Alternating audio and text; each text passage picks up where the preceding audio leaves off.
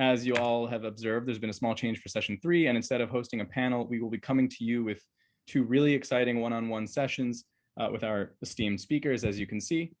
First up, we have Timothy Wilkins, who is the Global Partner for Client Sustainability at Freshfields, Bruckhaus, Deringer.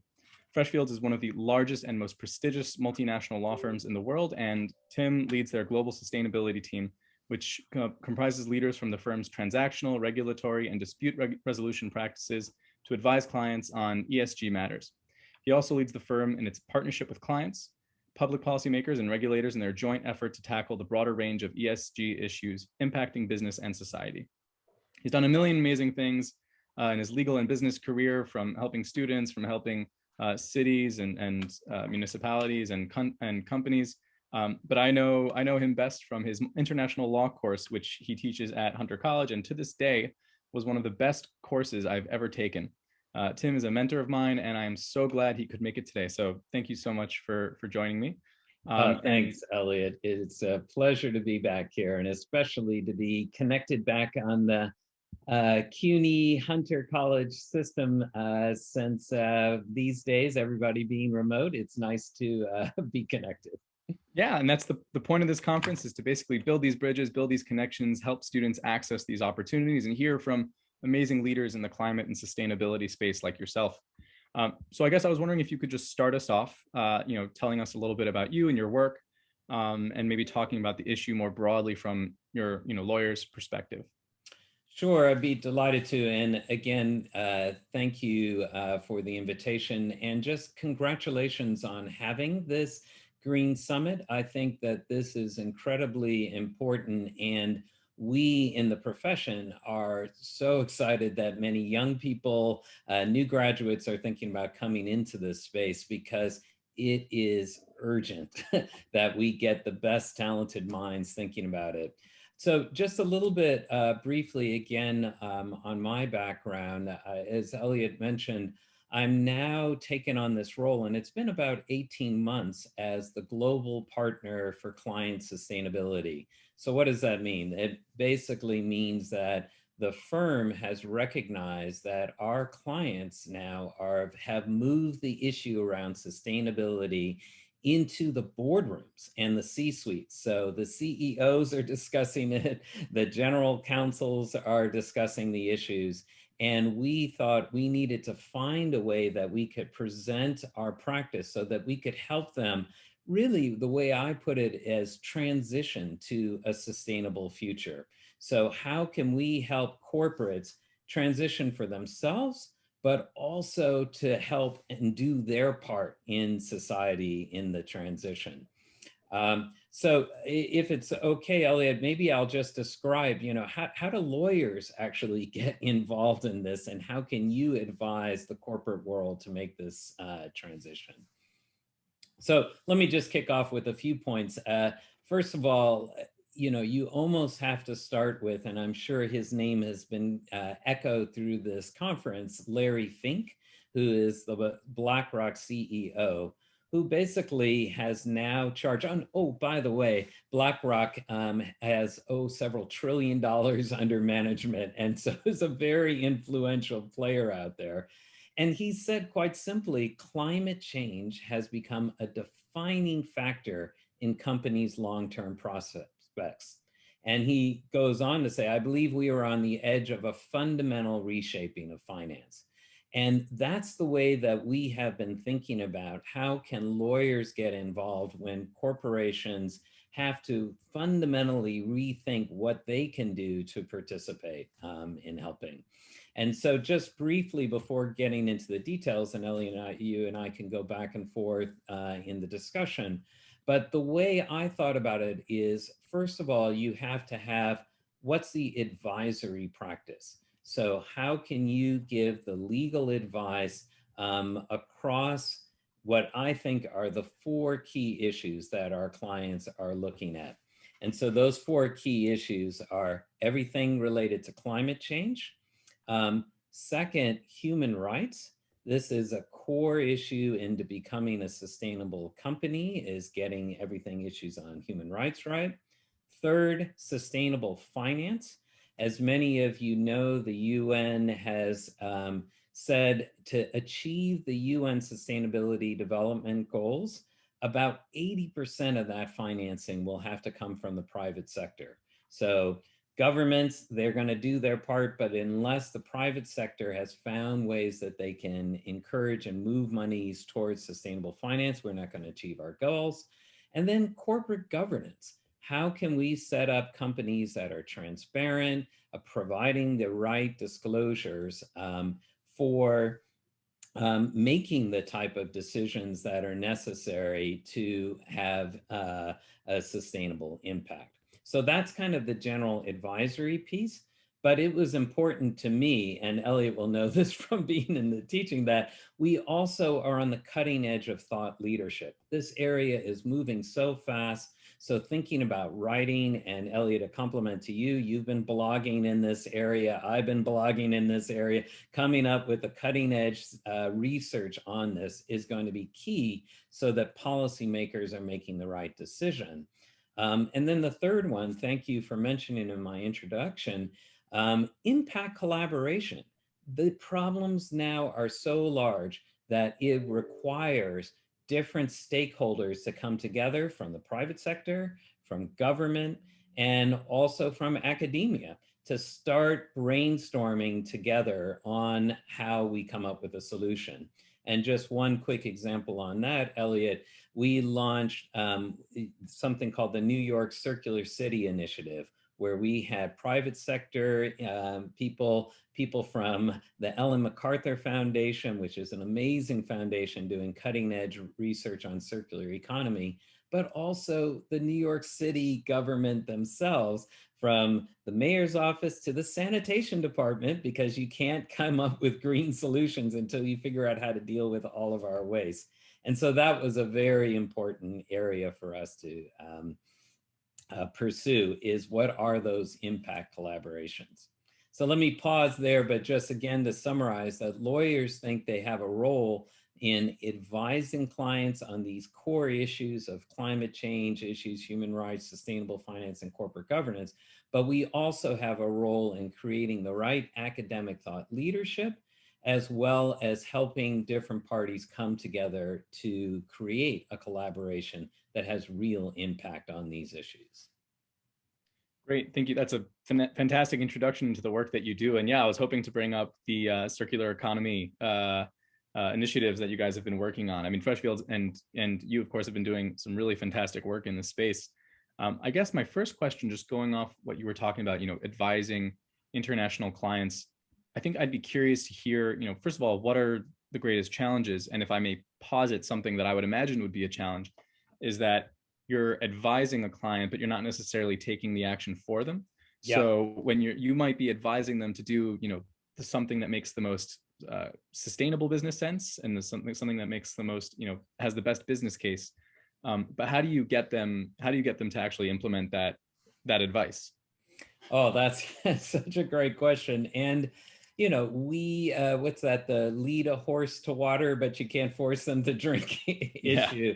One of the reasons why lawyers end up being critical advisors in this space is because the growing amount of regulatory and legislative changes here, that if clients don't do this right, there are large possibilities that they can be sued, or they're no longer going to be in compliance.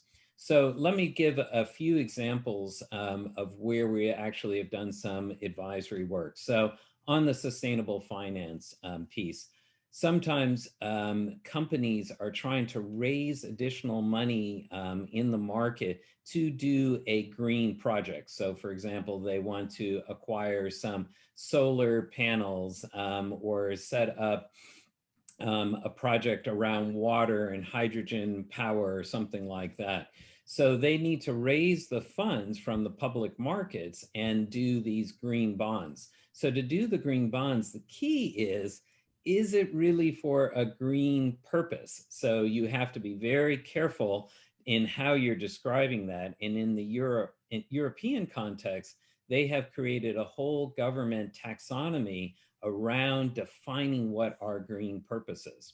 So that's been a very powerful tool, but I'm more excited about another tool, which is called sustainability linked bonds and loans.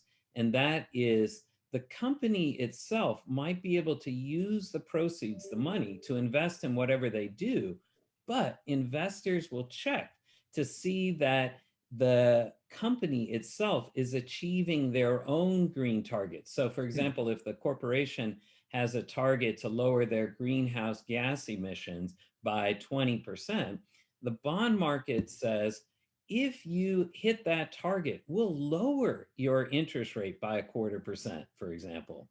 But if you miss the target, we're going to raise that interest rate. So Tesco, which is this large European retail brand, for those of you who've traveled in Europe, you'll come across Tesco's everywhere.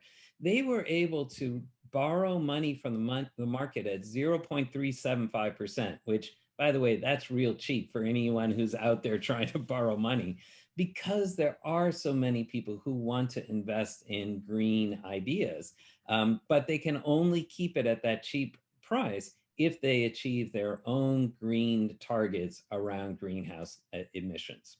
So basically, lawyers can help you structure, draft the bonds, bond offering documents, et cetera, and keep you in compliance. So that's one of the biggest, I don't want to call it a stick, but it's certainly the incentive that our clients get it right. Yeah, I was going to say it's not even so much a stick. It's not so much a carrot and stick. It's that you're setting a standard for yourself and you're making sure that it has teeth, so that way, yeah. and you're providing an incentive for yourself, which is really great, because my mom always says you catch more flies with honey than with vinegar. There you go. and it's true, and I'm sure it's true in the finance context. And if she's listening, shout out, Mom. But no, that's a really great point. And some of these mechanisms that you can use to drive sustainability and climate action are really powerful. And like you mentioned, Larry Fink, BlackRock, trillions of dollars under management. I was just going to say, that's one interesting area.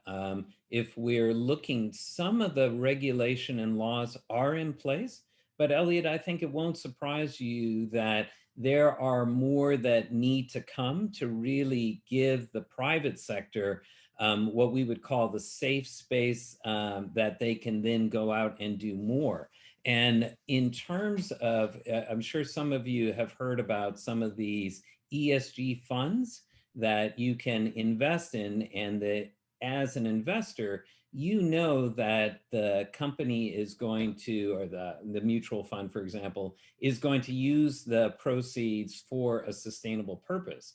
But those funds are in the billions of dollars. What about the funds that are in the trillions of dollars, that are all the pension funds, insurance companies, and other mutual funds that are out there, the type of capital we really do need to achieve a more sustainable future? So Freshfields is working in conjunction with the UN PRI, which is the Principles of Responsible Investment, as well as the UNEP, the environmental program at the UN, as well as Al Gore has something called the Next Generation Fund. And we are coming up with the next iteration of what's been known as the Freshfields Report, to say, how can you get large asset owners the comfort that they're acting within their fiduciary duty to invest for green impact?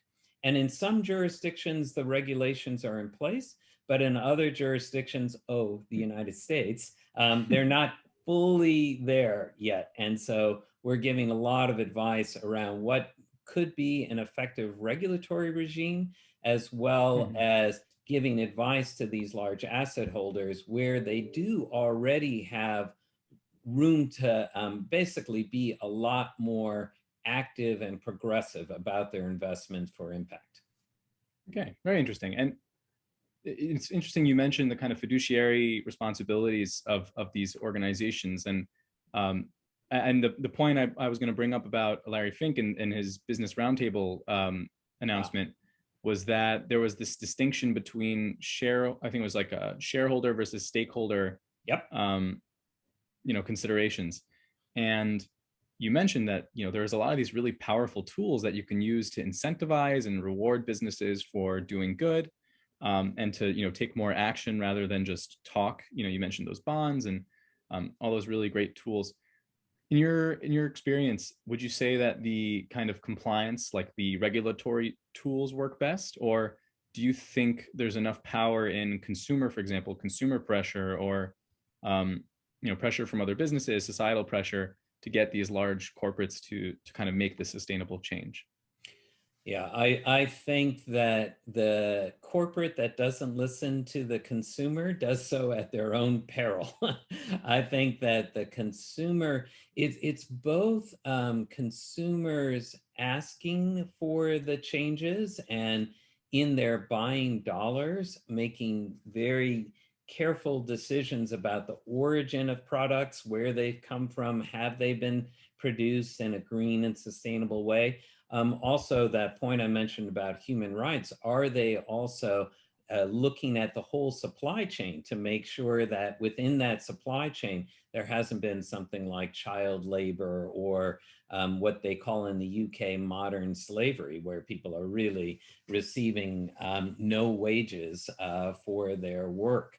And so the consumer is very active that way, but the consumer also has been having a lot of power of getting out information so quickly if they see a company hasn't lived up to their values.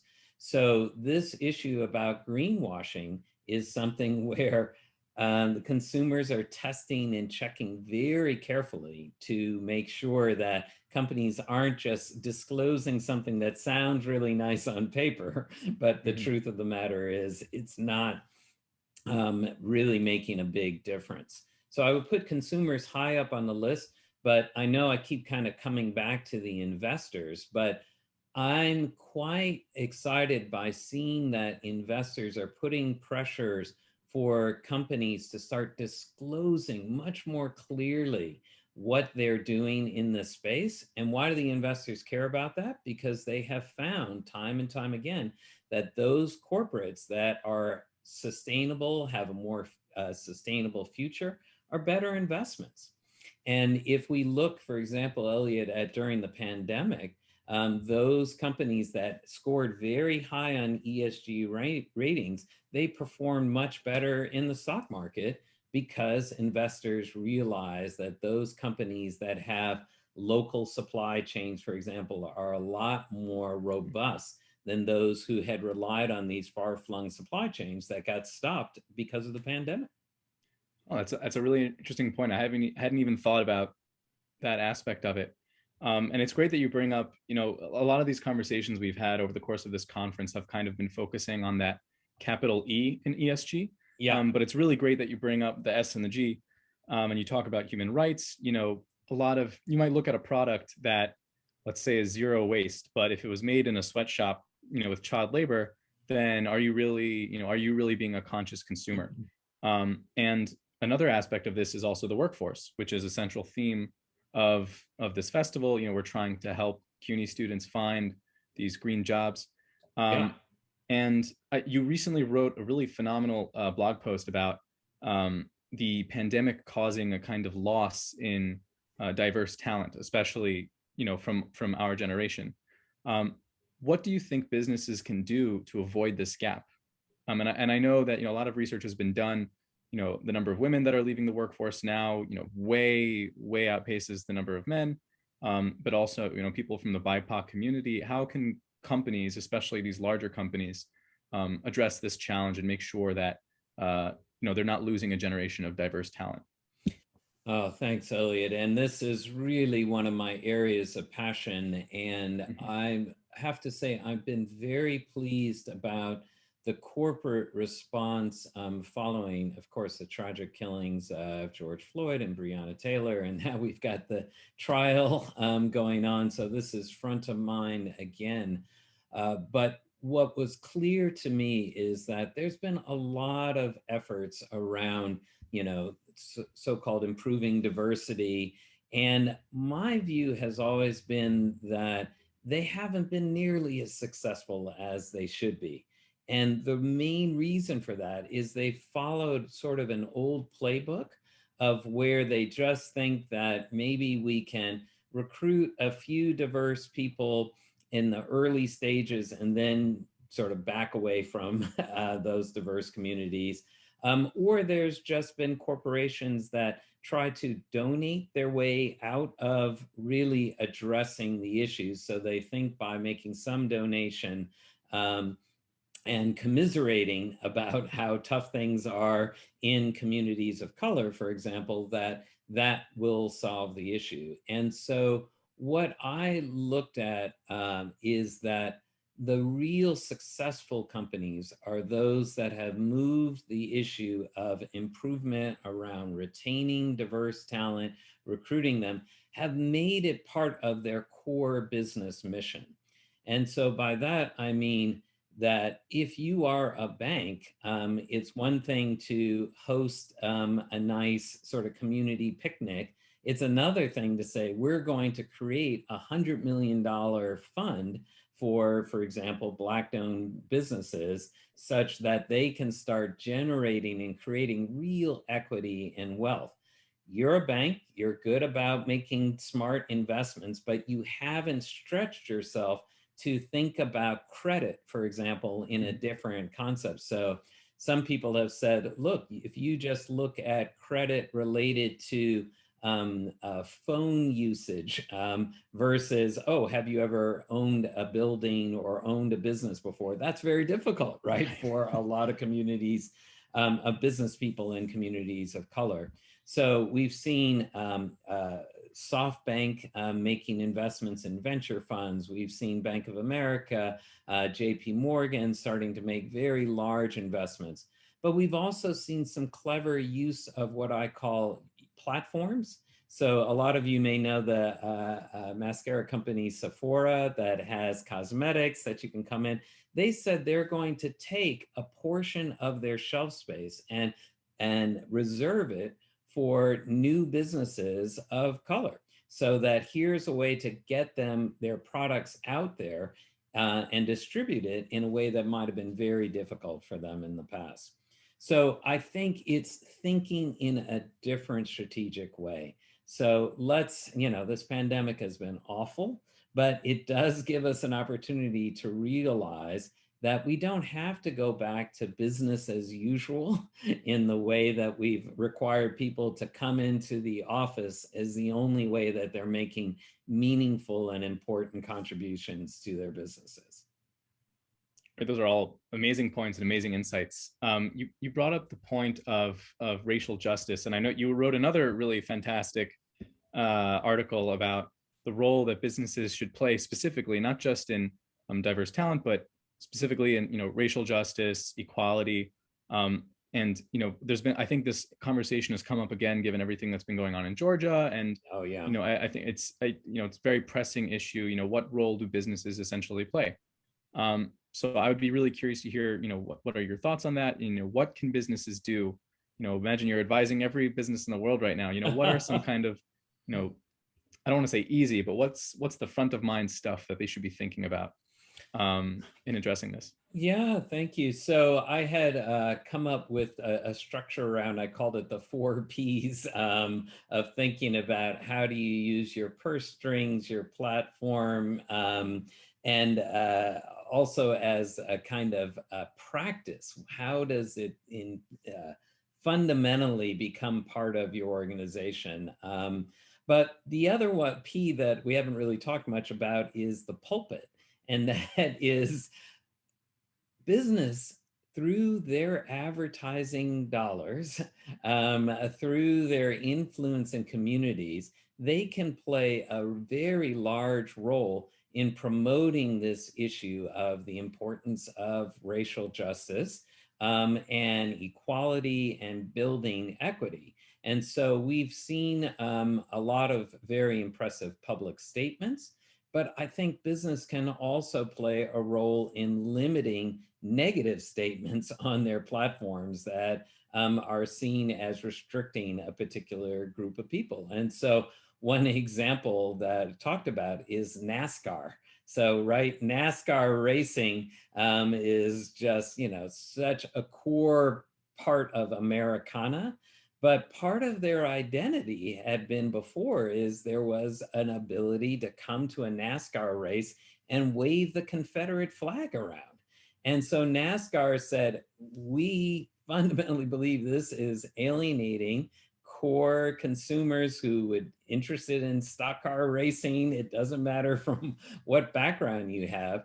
And there might be a gut reaction that says, oh, well, but then if we don't allow the Confederate flag, then we're going to lose some of our core consumers. And it's time that business steps up and takes that ethical, moral decision and just says, no, this is not how we define our culture. It's around car racing. It's not around using a battle flag from the South that is obviously offensive to so many people. It should be offensive to everybody.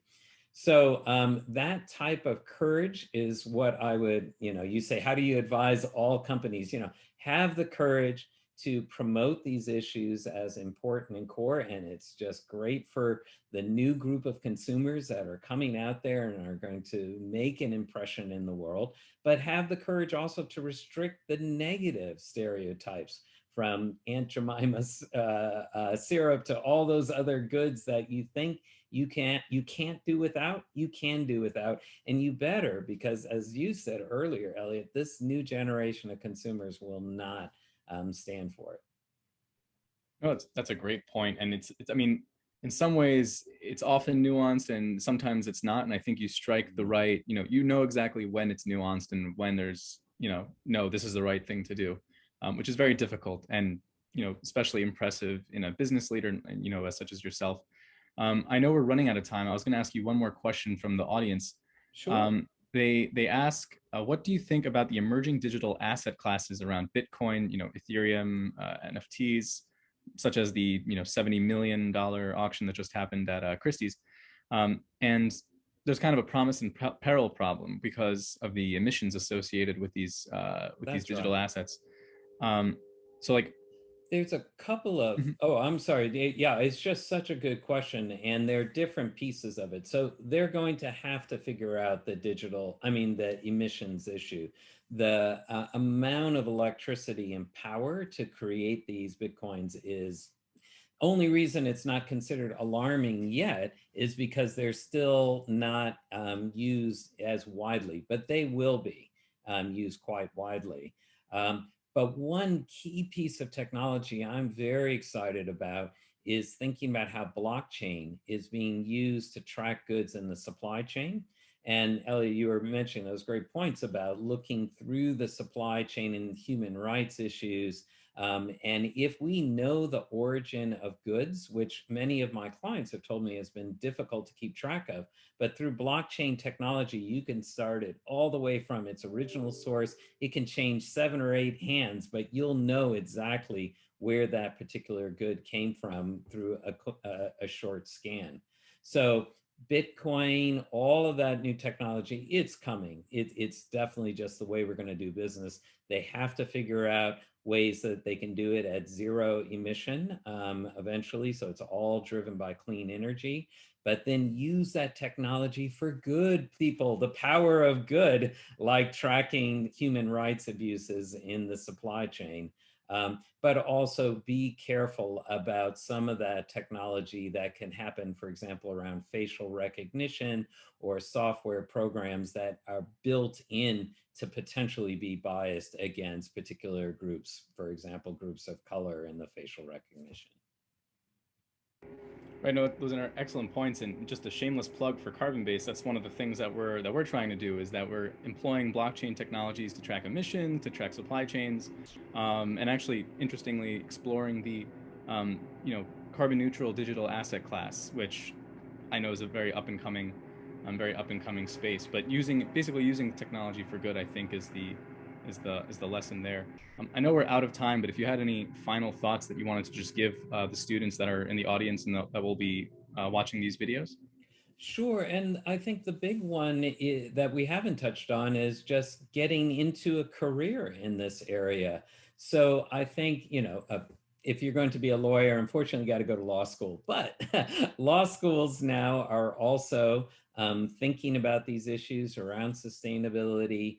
I would just really encourage people to think about this as a long-term career.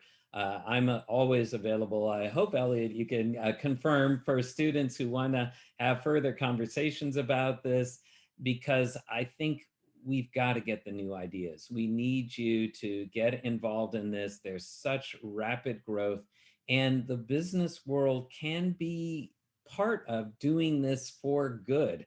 I know some of you have seen in the past that the business world has created a lot of the problems, but if we can move them and point them in the right directions, especially the most innovative directions, we will be able to have the type of resources necessary to really make a big dent on the climate, human rights, and other challenges. Thank you. I mean, that's a great kind of closing note. And this entire talk is so fantastic. So many insights. I mean, I'm gonna have to watch this over a couple hundred times. But your last comment about these problems being created by these corporations, but they could be fixed by corporations. It reminds me of what George Mitchell said, that any problem caused by people can be solved by people. But if we're going to do it, we need everybody involved. We need, like you said, the bright young talent that CUNY students, for example, have to offer. So get involved, I think, is the message here. Before I hand it over to Matteo for our next session, I just want to say thank you again so much for your moral and climate leadership, your mentorship, your dedication to CUNY and to young people, and to improving diversity and equity in all the spaces you interact with. It's an example, and it shows that we can all do it as well. So thank you again so much, and thank you for taking the time out today to speak with all of us. Well, thank you, Elliot, and just fantastic job in questioning. I'm so proud of all that you're doing and the new business initiatives. And this summit, again, is just a fantastic idea. And I wish you the best of luck with the last couple of sessions.